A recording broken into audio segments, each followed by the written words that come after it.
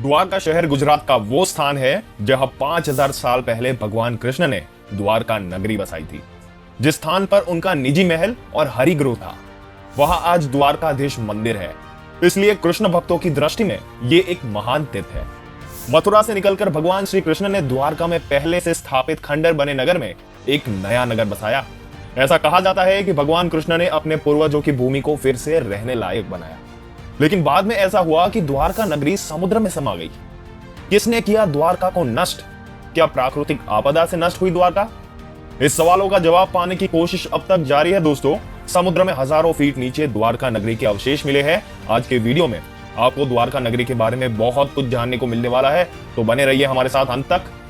वैसे भी द्वारका नगरी आदि शंकराचार्य द्वारा स्थापित देश के 4 धामों में से एक है। यही नहीं, द्वारका नगरी पवित्र सप्तपुरियों में से भी एक है। मंदिर का वर्तमान स्वरूप 16 सदी में प्राप्त हुआ था। द्वारकाधीश मंदिर के गर्भगृह में चांदी के सिंहासन पर भगवान कृष्ण की श्याम वर्णी चतुर्भुजा प्रतिमा विराजमान है। यहाँ उन्हें रणछोड़ जी भी कहा जाता है। भगवान हाथ में शंख, चक्र, गदा और कमल लिए हुए है। बहुमूल्य आभूषणों और सुंदर वेशभूषा से श्रृंगार की गई प्रतिमा सभी को अट्रैक्ट करती है। आपको बताते हैं कि क्यों पड़ा द्वारिका नाम। इस शहर के चारों ओर बहुत ही लंबी दीवार थी जिसमें कई दरवाजे थे। कई द्वारों का शहर होने के कारण इसका नाम द्वारिका पड़ा।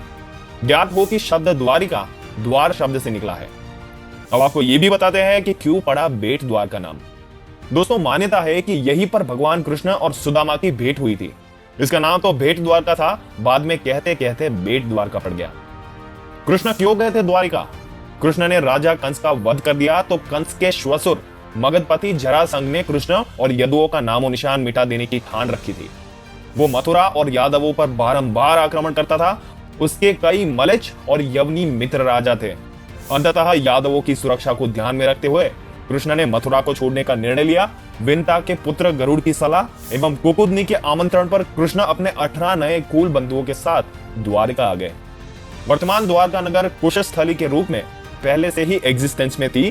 कृष्ण ने इसी उजाड़ हो चुकी नगरी को पुनः बसाया।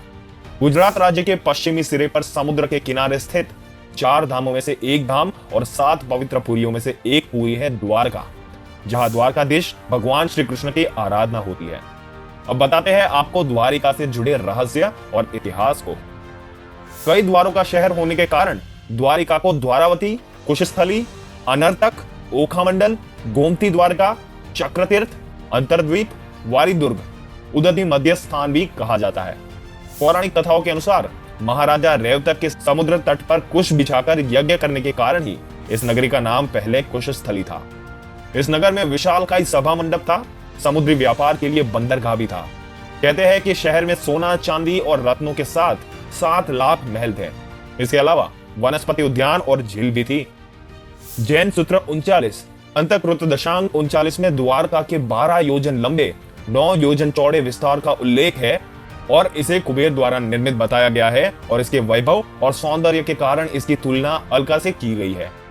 बहुत से माइथोलॉजिस्ट मानते हैं कि कृष्ण अपने 18 साथी और कुल के साथ द्वारका आए थे। यहाँ उन्होंने 36 साल तक राज किया। उनके देहांत के दौरान द्वारका नगरी समुद्र में डूब गई और यादव कुल नष्ट हो गया।